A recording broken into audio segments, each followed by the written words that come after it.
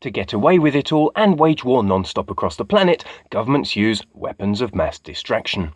That's the media, newspapers, magazines, radio, television, films, and now, of course, internet. Now, the majority of media is owned by governments or fingers of the hidden hand, and they do openly tell us how clever they are, using all kinds of emotional subtleties when using advertising, which has become a science in its own right, so why should we doubt that they don't do it with the news and everything else that they pump at us?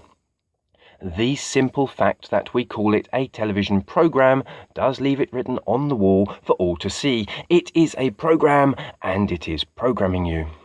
Isn't it funny how these words become part of our everyday mundane vocabulary and lose their meaning completely? It's the same in France. They call a television programme an émission. It's the same word they use for any other form of pollution, but nobody really seems aware of it. Now, I gave up on television over 15 years ago, so I cannot actually comment on modern-day techniques, and I also gave up mainstream radio the day that Margaret Thatcher died, whenever that was. That was the day I made the break, and it wasn't out of any sense of mourning for the Iron Lady, of course. That was just to be able to clearly remember when it was that I stopped listening to the radio. Now, I gave up mainstream radio because I had a very odd experience. I actually started to see waves of sound coming through my speakers in the van while I was driving, and I could suddenly feel how the sound patterns were affecting my electromagnetic field.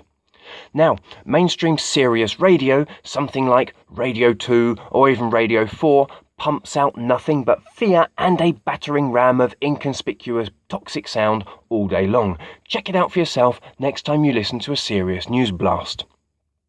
Alliteration is a recognised literary technique where the same consonant sound is repeated in rapid repetition. I've been doing it all through this text, and it can be considered as good literary style, but it can also be used to very bad and subtle effect. In this way, we find all of our superheroes have a literary alias names like Clark Kent and Lex Luthor and Bruce Banner and Peter Parker and Lois Lane. The double consonant gives punch and power to the sound and has a dominating effect on the listener. In this way, we always have terrorist attacks and political power and political party. It's not about the words, it's about the sounds, and that sound weapon is particularly nasty as well. Weapon, weapon, weapon, weapon. And watch out for the or sound as well, O-R. Or is the scientific sound used to represent gold, which is in itself a very dubious and powerful substance shrouded in much mystery. But or very easily becomes war, and there is the war on terror. That's terror, earth gold. Work that one out if you can.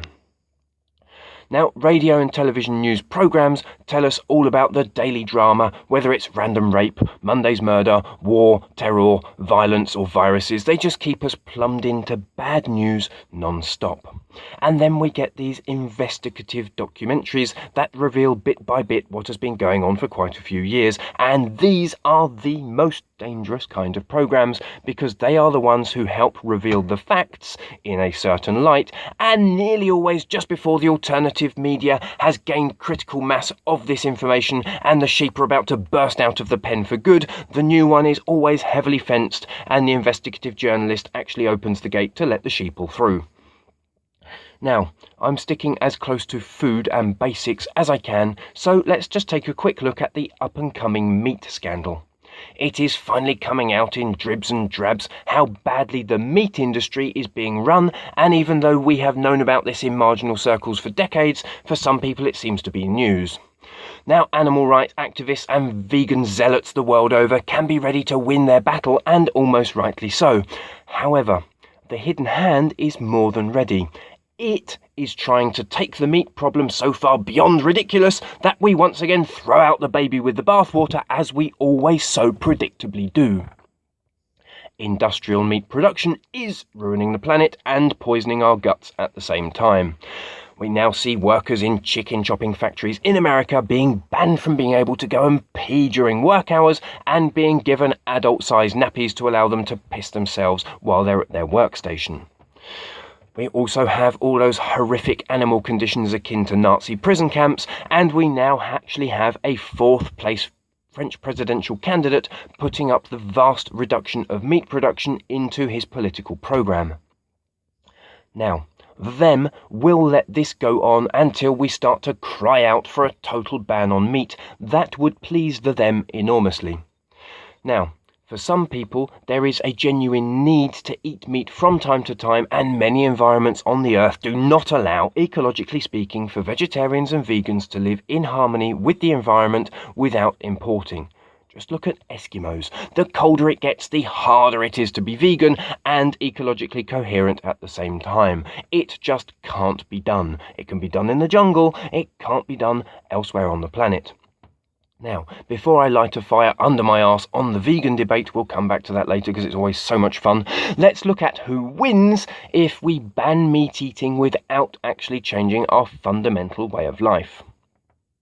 If we become dogmatic vegan consumers by decree, well, who wins?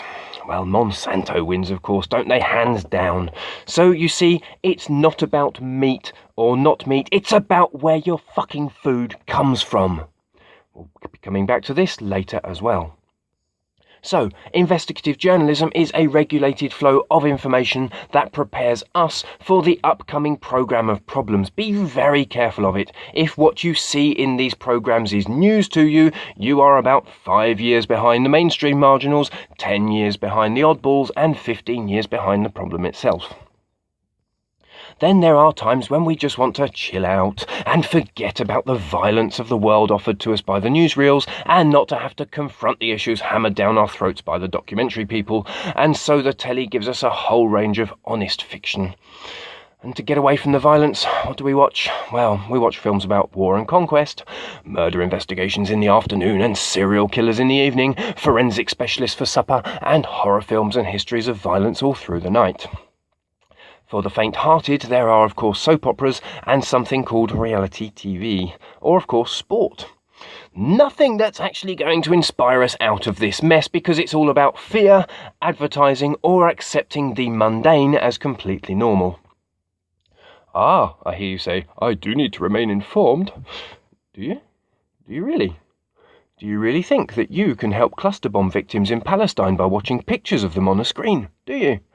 No, you see, you can't actually help heal the wounds of the world by watching images of those same wounds on a screen.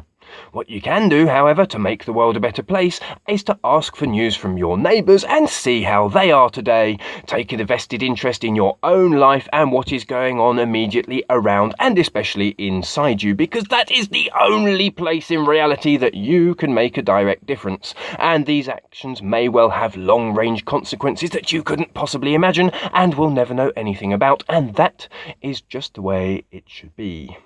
Without getting into busybodying, gossiping and local backbiting, you can just be a nice person in your neighbourhood, and if you are genuinely kind, helpful, hold to your word, your opinion and your ideas will start to gain weight locally, and this is how change of consciousness happens. It does not happen by spouting on about overcomplicated fear stories or speculating on your neighbour's sexual habits. And the media, of course, work hand in hand with weapons manufacturers to bring about war. There are no human beings who actually want to live through a war. In Europe, we gave up our warring ways after the immense destruction of the Second World War, and if the new war was again proposed to be with our friendly neighbourhood Germans or the Italians, it would be no, non, and once again, nein.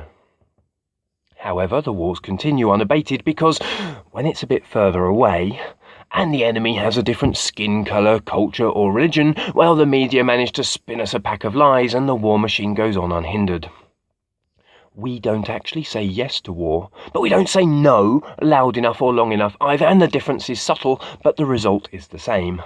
Iraq, Afghanistan, Libya, Syria, and of course Palestine all the way through. We think no, and we watch the images on the screen and we go, oh, that's awful. And then the newsreels cut, and watching Colombo unravel just one more murder becomes much more important, and we forget.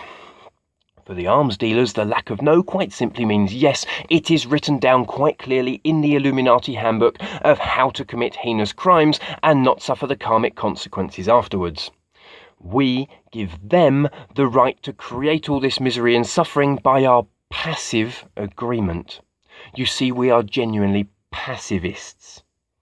Now, without a full-scale no, in go the troops, a little bit of blanket bombing, then a sweep through to take out the figurehead and rape him in public with a sword, and then we hide or destroy any historical artifacts that might lead to the rest of the world learning the truth about our history and our origins. And we call this mess the Red Zone, and it is our troops that create the mayhem. They bomb or destroy everything from water supplies to plantations, bridges to railroads, and of course they destroy the very soul of the people. They then rig up a small green zone within which there is apparent peace and safety, all centred around a McDonald's, a Starbucks and a couple of Western banks. Western businessmen and redevelopment agents flock in like a cloud of black crows, and everything in the green zone is then safe, except of course the food, the water, the medicines, the democratic constitution, and the general architecture. And these growing green zones are of course a copy-paste of the Monsanto world model. Refugees awaiting access to the green zone are fed incredibly toxic food supplements that we call humanitarian aid, and the doses of toxicity are calculated by an organism called Codex Alimentarius, and this shock treatment creates a docile population, and these individuals are then screened, vaccinated and barcoded, and very soon that will be done via an obligatory microchip under the skin. The people are then allowed to enter the shining new society, which is based on elective democracy, square buildings, the consumerist society, and nation-states tied together into technocratic unions like the EU. The European Union. Now, there is a strange beast indeed. Apparently this thing has kept Europe in peace since the end of World War II. No more world wars in Europe, except of course one. The War on Nature, which I have chosen to call World War N.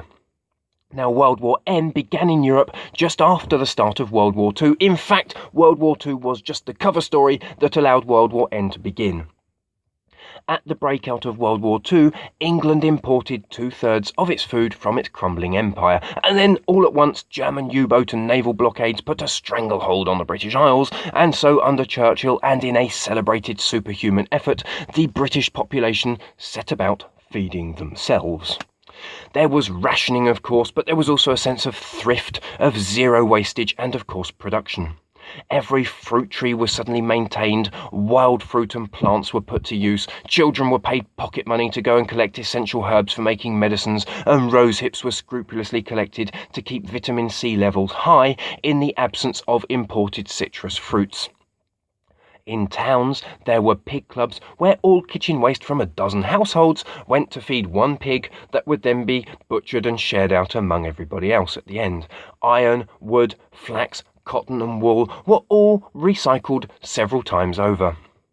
Now, anybody listening who is really into permaculture and transition will recognise all of these values in their daily lives. In wartime Britain, it was the women, the children and the elderly who managed not only to keep Britain fed, but kept the army armed and fed enough to eventually beat back the Nazi regime when the Americans finally joined the European war effort. But while this was all happening, the seed of a completely different society drifted through the German blockades and washed up and germinated on British soil. Isn't it funny how food and essential supplies had such a hard time getting through, but boats full of tractors, agricultural machines, fertilizers, generators, electric cookers, washing machines, food blenders, light bulbs, pesticides, and welders and many other modern gadgets all filtered through and got into Britain. Churchill created the War Ag, that is to say the Ministry of Agriculture in wartime, and under this panel of experts, every farm, production and transformation unit, thrift collective or food commerce was legally and morally bound to pull together and save the day. And it was a very harsh regime. If you didn't deliver what they told you to produce, well, you could just lose your farm and go and work in the factories.